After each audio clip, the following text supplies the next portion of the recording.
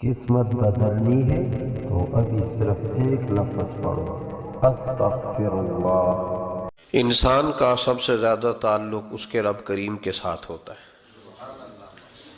اللہ تبارک و تعالیٰ کی طرف سے اسے نعمتیں ملتی ہیں، رب کریم کی طرف سے اس پر عطائیں ہوتی ہیں۔ اللہ کی طرف سے وہ آیا ہے اور واپس اللہ ہی کی طرف لوٹ جائے گا۔ ابتدا بھی مالک کریم کی ذات ہے اور انتہا بھی اسی رب کریم کی ذات ہے۔ انسان دنیا میں جتنے بھی پیچ و تاب کرتا ہے، جتنی بھی دنیا داری کرتا ہے اور جتنے بھی معاملات میں وہ وقت گزارتا ہے، وہ سارے عارضی ہیں، وقتی ہیں، اور بہت ساری چیزیں تو صرف اور صرف دھوکہ ہیں اور دھوکے کے سوا کچھ بھی نہیں۔ اگر اس کا یہ ذہن بن جائے کہ میں نے اپنے تعلقات کو، اپنے معاملات کو اپنے رب کے ساتھ صحیح رکھنا ہے، تو جب اللہ کے ساتھ اس کے معاملات ٹھیک ہوتے ہیں تو بندوں کے ساتھ خود بخود ہی ٹھیک ہو جاتے۔ اگر خشیت الہی پیدا ہوتی ہے، خوف خدا اسے نصیب ہو جاتا ہے، اور اگر اللہ تبارک و تعالیٰ کا قرب اسے میسر آتا ہے، اس رستے کا یہ سفر شروع کر دیتا ہے، تو بندوں کے ساتھ تو معاملات ویسے ٹھیک ہو جاتے ہیں۔ اس لیے کہ جب اللہ سے ڈرے گا، نہ دھوکہ کرے گا، نہ فریب کرے گا، نہ جھوٹ بولے گا، نہ کسی شخص کے ساتھ بددیانتی کرے گا، جب اللہ کے ساتھ اس کا تعلق ٹھیک رہے گا، اور جب یہ اپنے آپ کو آزاد سمجھے گا نا کہ میں ہوں اور میں ہی ہوں اور میں نہیں چلنا ہے، تو پھر یہ اپنی مرضی سے معاملات کو چلائے گا تو خرابی پیدا ہوگی۔ اللہ تبارک و تعالیٰ کے ساتھ انسان کا جو رشتہ ہے، اس میں انسان کی کچھ کمزوریاں آڑے آتی ہیں، گناہ ہو جاتے ہیں، غلطیاں ہو جاتی ہیں۔ ان غلطیوں کے بعد اپنے رب کریم کے ساتھ اپنے تعلق کو مضبوط کرنے کے لیے اللہ رسول نے جو ہمیں وظیفہ دیا اس کو استغفار کہتے ہیں۔ استغفار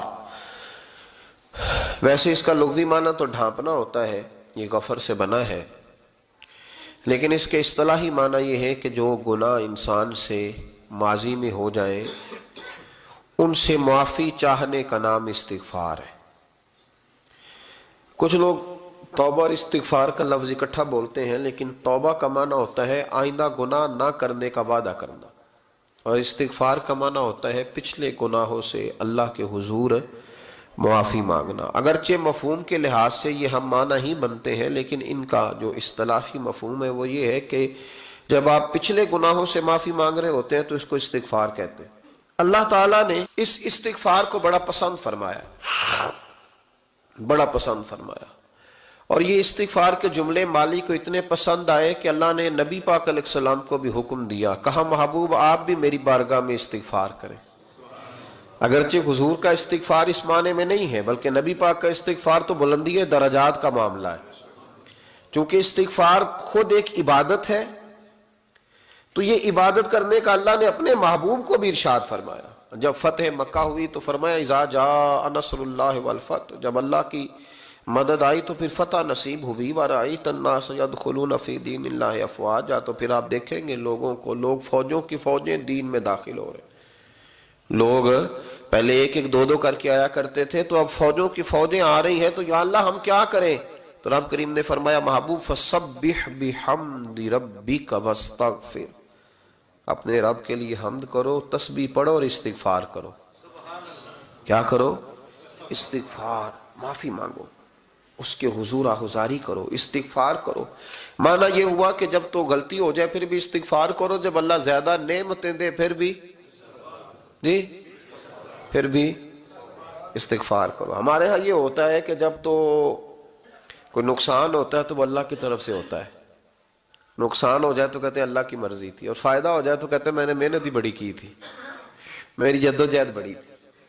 ایک بچہ ایک دفعہ میرے پاس کہیں انٹرویو کے لیے جا رہا تھا، تو دعا کرانے آیا، کہنے لگا میں نے وہاں جانا ہے، دعا کیجئے گا اللہ تعالیٰ کامیابی دے۔ میں نے دعا کی، کچھ اس کو پڑھنے کو بتایا، لیکن کامیاب نہ ہو سکا، لوٹ آیا۔ تو میں نے پوچھا کہ کیا بنا؟ کہنے لگا حضرت صاحب بس اللہ کی مرضی تھی، اللہ کی مرضی تھی۔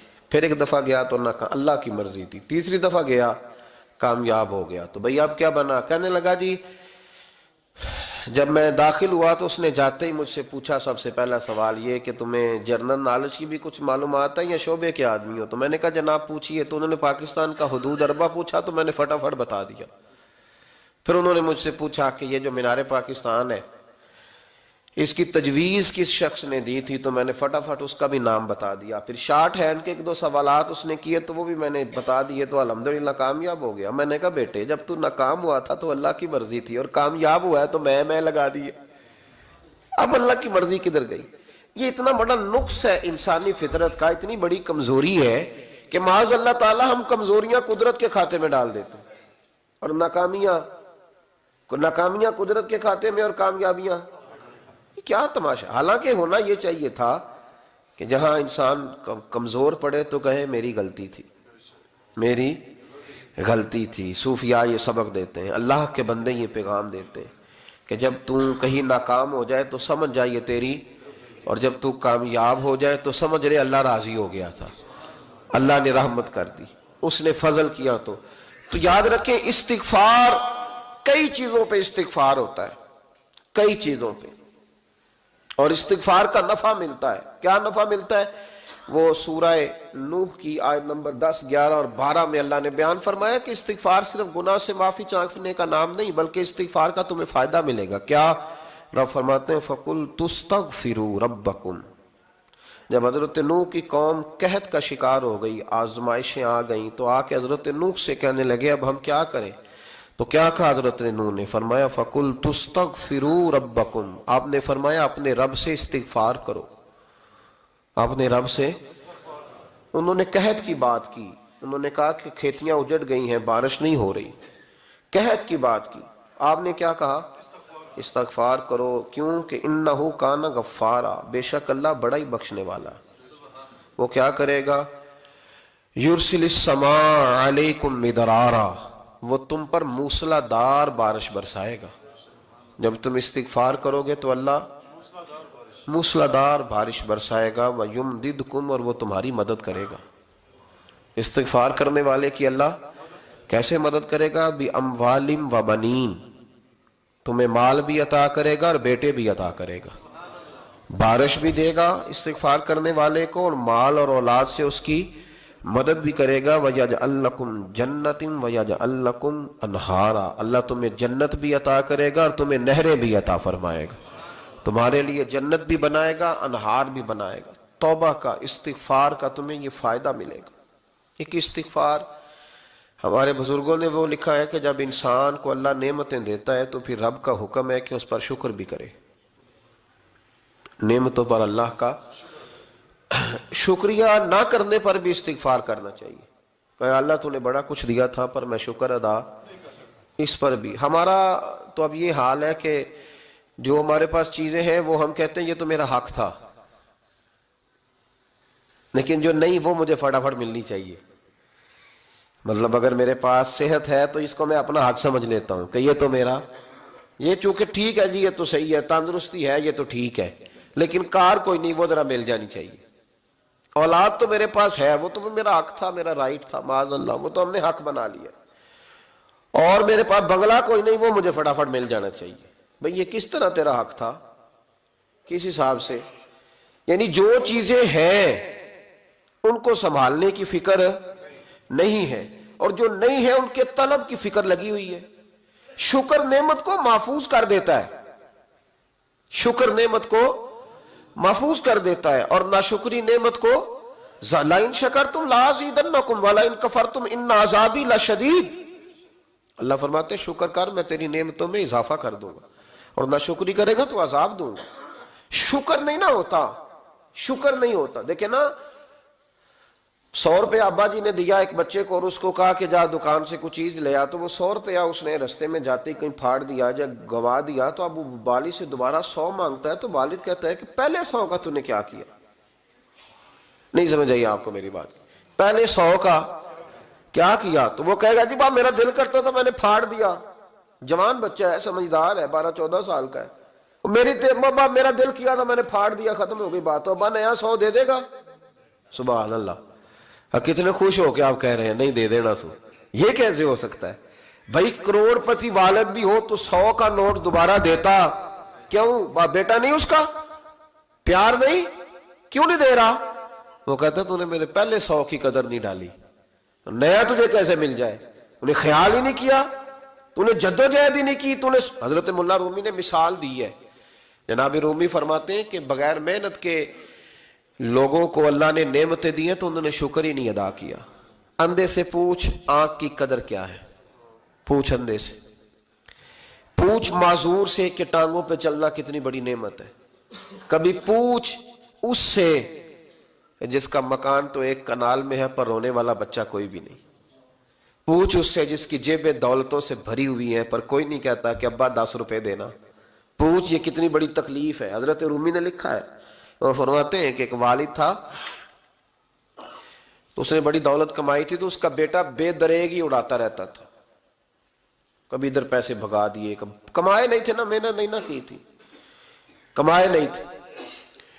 والد بڑا سمجھاتا تھا پر سمجھ نہیں آتی تھی۔ ایک دن اس کے ابا کے ذہن میں ایک بات آئی، وہ کہنے لگا بیٹے یار میں کنگال ہو گیا ہوں، اچانک حالات خراب ہو گئے، ایک آنا مجھے چاہیے، دوائی خریدنی ہے، کہیں سے لے کے آؤ۔ اس نے کہا ابا مسئلہ ہی کوئی نہیں، یار ہی بڑے ہیں، بہت سارے لوگوں کے ساتھ رات میں جاتا ہوں روٹی کھانے ہوٹل میں، کئی ہیں جو میرا انتظار کر رہے ہوتے ہیں، فیس بک والے اور جناب وہ سیلفی والے، بڑے سارے ہیں جو کہتے ہیں تیرے بغیر گزارا ہی نہیں، بڑے ہیں جو روز سویرے اٹھ کے پہلے مجھے السلام علیکم کا میسج کرتے ہیں پھر اس کے بعد کسی اور سے، بڑے ہیں کوئی مسئلہ ہی نہیں۔ ایک کے پاس گیا، ایک آنا چاہیے، اس نے دے دیا، لا کے ابا کو دیا، تو ابا گھر کے اندر جو امیر لوگ ہوتے تھے گھر میں کنواں کھدوا لیتے تھے، ابا کنویں کے کنارے بیٹھا تھا، جب بیٹے نے آنا لا کے رکھا تو اس نے پانی میں پھینک دیا۔ اگلی صبح پھر کہا بیٹے ایک آنے کی ضرورت ہے، دوا خریدنی ہے۔ اس نے کہا مل جائے گا، 2 4 5 دوست ابھی ہیں بڑے مالدار، ان سے جا کے کہا، ایک سے آنا لایا، ابے نے پھر پھینک دیا، تیسرے دن بھی پھینک دیا، چوتھے دن بھی، یار اب ختم ہو گئے۔ کچھ آہستہ آہستہ دوستوں کو پتہ چل گیا کہ کنگال ہو گیا ہے، خبر پھیل جاتی ہے نا، اب بھوکا ہو گیا ہے۔ اب آہستہ آہستہ موبائل بند ہونے لگے، آہستہ آہستہ جو ہے وہ نمبر بلاک ہونے لگا، حالات بگڑ گئے۔ اب جب اسے پتا تھا کہ یار تو اب دروازہ کھٹکھٹاتا ہوں تو کہتے ہیں کہ اسے کہہ دو میں گھر نہیں، ابا نے تو آنا مانگنا ہے اور میں بے دریغ دولت ابا کی اڑاتا رہا ہوں، اب یہ بھی نہیں کہہ سکتا کہ مجھے دیتا کوئی نہیں۔ شہر سے باہر نکل گیا، سارا دن مزدوری کی، جد و جہد کی، کبھی کام کیا نہیں تھا، ہاتھوں پہ چھالے پڑ گئے۔ بڑا مشکل ہوتا ہے جن لوگوں نے کام نہ کیا ہو، انہیں کرنا پڑ جائے تو تکلیف کا شکار ہو کے ایک آنا کمایا، شام کو لا کے والد کی ہتھیلی پہ رکھا تو اس نے پھینکا نا جب کنویں میں تو چیخ پڑا، کہنے لگا ابا جی آپ سیانے بیانے بندے ہیں، روز پیسے لا کے دیتا ہوں، کنویں میں پھینک دیتے ہو، کوئی کرنے والی بات کرو، نہیں دوائی کھانی تو نہ کھاؤ، ضائع کیوں کرتے؟ تو بیٹے کو باپ نے تھپکی دے کے بٹھا لیا، اس نے کہا بیٹا میں نے پہلے دن تو نہیں پھینکا، تو 7واں دن ہے میں روز پھینکتا ہوں، آج تیری چیخیں کیوں نکلی؟ کہنے لگا ابا پہلے ادھار کے تھے آج مزدوری کے ہیں۔ نہیں سمجھ آئی بات؟ پہلے بولیے، اور آج میری محنت ہے، مزدوری ہے، جد و جہد ہے۔ تو والد کہنے لگا بیٹے یہی میں تجھے سمجھانا چاہتا تھا، وہ میرے بھی محنت کے ہیں جو تجھ روز یاروں کو کھلا آتا ہے، میں نے بڑی جد و جہد سے جمع کی ہے، میں کنگال نہیں ہوا، صرف تجھے سمجھانا تھا۔ او بھائی یہ آنکھیں تیری محنت کی نہیں نا، اس لیے تو شکر نہیں ادا کرتا، یہ وجود، یہ ٹانگیں، یہ شعور، یہ تیری جد و جہد کا نہیں، جو عقل کی دولت اللہ نے دی ہے نا، یہ تیری محنت کی نہیں، اگر محنت کی ہوتی تو سجدے میں پڑا رہتا، تو خیال کرتا۔ اللہ نے آنکھیں دی ہیں قرآن دیکھنے کے لیے، جب کوئی کسی گندی چیز کو دیکھتا ہے تو ناشکری کرتا ہے، جب غلط طرف اٹھاتا ہے یہ چیزیں تو ناشکری کرتا ہے۔ صاحبو یاد رکھنا اور اس پر ضرور غور کرنا کہ جب نعمتوں کا شکر ادا نہ کیا جائے تو پھر ہمیں استغفار کا حکم دیا گیا ہے۔ پھر کیا کرنا ہے ہم نے؟ استغفار کہ یا اللہ ہم تیری نعمتوں کا شکر ادا نہیں کر سکے تو ہمیں معاف فرما دے، تو ہم سے درگزر فرما، معاف فرما۔ ایک استغفار اس بات کا ہے کہ دیکھیں نا، یہ رسول پاک علیہ السلام کا فرمان ہے، یہ حدیث امام راضی نے لکھی ہے، اور نبی پاک کی فرمان کے لحاظ سے جو چیز ہمارے سامنے آئے نا اس پر ہماری آنکھیں بھی کھل جانی چاہیے، دل بھی کھل جانا چاہیے کہ کوئی خاص ہی بات تھی جو حضور نے بیان فرمائی صلی اللہ علیہ وسلم۔ سرکار دو عالم علیہ السلام نے فرمایا ایک آدمی نے 500 سال بغیر ریاکاری کے اللہ کی عبادت کی۔ کتنے سال؟ 500 سال۔ یہ 5 سال نہیں ہوتی بغیر ریاکاری کی، تہجد پڑھنے والا جب تک 6 لوگوں کو بتا نہ دے تہجد پڑھی ہے، اتنی دیر تو تہجد آگے بڑھتی نہیں، کم از کم 6 بندوں کو پتہ ہونے چاہیے۔ اور میرے جیسے حاجی نمازیوں کا تو دل کرتا ہے کہ وظیفے پہ بندہ رکھا جائے جو تعریفیں کرے صبح و شام، حاجی صاحب کی کیا بات ہے، حضرت صاحب کی وظیفہ دیں گے اس کو مہینے کا، وہ تعریف کرے کھول کے کہ آپ کی بڑی بات۔ یہ مرض ہے، تعریف سننا نا، یہ بیماری ہے، اس نے جھوٹ کو جنم دیا ہے، بہت بڑا مرض ہے۔ حضرت سعدی نے اس پر بہت بڑے مقالہ جات لکھے ہیں اور فرماتے ہیں یہ مرض کچھ لوگوں میں بہت زیادہ ہوتا ہے۔ ایک امیروں میں، امیر لوگ ناراض نہ ہو جائیں پر انہوں نے کہا ہے تو کوئی حکمت ہوگی نا، امیروں میں تعریف سننے کا مرض بہت زیادہ ہوتا ہے۔ فرماتے ہیں ایک بادشاہوں میں اور تیسرا عورتوں میں، ان میں یہ بیماری بہت زیادہ ہوتی ہے۔ کوئی تعریف نہ کرے تو خود اپنی کرنی شروع کر دیتے ہیں، خود ہی کہہ دیتے ہیں کہ کیا بات سی، میرے ابا جی تے وہ تے 100 حال چلدا سی تے 150 بندہ ٹکر کر، ابا جی دی چھڑ تو دس تیرے کنے چل دین، تیرے کول کنے بندے روٹی کھاندے، اپنی بات کرنا۔ اقبال کہتے تھے تو وہ آباد تمہارے ہی مگر تم کیا ہو، ہاتھ پہ ہاتھ درے منتظر فردہ، ابا جی کی دادا جی کے چھوڑ اپنی کر، ہمیں تو تیرا پتہ ہے تو اپنی بات کر، تیرے اندر بھی کوئی چیز ہے کہ نہیں۔ ابا دادا تو سب کے بڑے ہیں، حضرت آدم کی اولاد ہے تو حضرت آدم نبی تھے، تو باپ دادا تو سب کے بڑے بڑے ہی ہیں، بات یہ ہے کہ اپنی بات کرنی چاہیے نا۔ تو یہ بیماری ہے، یہ نقص ہے۔ 500 سال بغیر ریاکاری کی عبادت، اور بیان میرے نبی کریم علیہ السلام فرما رہے ہیں 5، بولیے، یہ بہت بڑا مسئلہ ہے، دکھاوا نہ ہو، ریاکاری نہ ہو۔ ہم مجالس میں جاتے ہیں نا جناب، محافل میں، تو لسٹ ملتی ہے، یہ چودھری صاحب نے صدارت ہے، انہوں نے خصوصی تعاون کیا ہے، تو یہ فلانے صاحب ہے تو ان کا بھی نام لینا ہے۔ تو میں کبھی کبھی کہہ دیتا ہوں کہ یار آپ نے تو کہا تھا یہ نبی پاک کی تعریف کی محفل ہے، اور یہاں آپ نے لسٹ لگا دی ہے پوری تعریف کرنے والوں کی۔ کچھ ضروری ہے کسی کا نام لینا اور اس کا جناب ذکر کرنا اور اشتہار پہ اس کی فوٹو آنا، یہ کچھ ضروری ہے؟ ویسے بھی کوئی اچھا لگتا ہے کہ نبی پاک کے نام کی محفل اور میں کو میں صدارت کر رہا ہوں؟ ڈرنا چاہیے نا مجھے اللہ تعالیٰ، حضور کی محفل اور میری صدارت، اس پر کبھی غور کریں۔ اگر کوئی راہ طریقت کا مسافر ہوگا تو تڑپ جائے گا کہ نبی پاک کے نام کی محفل اور سرپرستی ایک ایسے آدمی کی جس کو وضو تک نہیں کرنا آتا، چھ معنی دار ہے، کوئی دھندا ہے معاذ اللہ تعالیٰ، جس کا جو دل کرے وہ کرتا جائے۔ 500 سال بغیر ریاکاری کی عبادت کی، 500 بڑا مشکل ہوتا ہے۔ حضور فرماتے ہیں یہی بندہ جب اللہ کے حضور کھڑا کیا جائے گا تو رب کریم اس سے کہے گا کہ چلو اس کو میرے فضل سے جنت میں لے جاؤ، تو عرض کرے گا مالک فضل تو ٹھیک ہے پر 500 سال لگائے ہیں میں نے، 5۔ وہ مولوی صاحب میری طرح کے بیچارے جو امام مسجد ہوتے ہیں نا، تو وہ بھی کہتے ہیں جب میں آیا تھا تو 30 بچے تھے مسجد میں، اب 80 ہو گئے۔ اور بھائی یہ بندوں کو بتانے کی کیا ضرورت ہے، یہ تو اللہ کی رضا کے لیے ہے نا، تو چھوڑ اس میں اتنا تذکرہ کرنے کی کیا حاجت۔ 500 سال جس نے لگائے، بول پڑا یا اللہ 500 سال لگائے اور تو کہتا ہے کہ اس کو میرے فضل سے لے جاؤ، تو رب کریم نے فرمایا چلو کوئی نہیں، پھر انصاف کر لیتے ہیں، الٹی آنکھ کی روشنی نکال کے ترازو کے ایک پلڑے میں رکھو اور 500 سال کی بغیر ریاکاری کی عبادت دوسرے پلڑے میں رکھو۔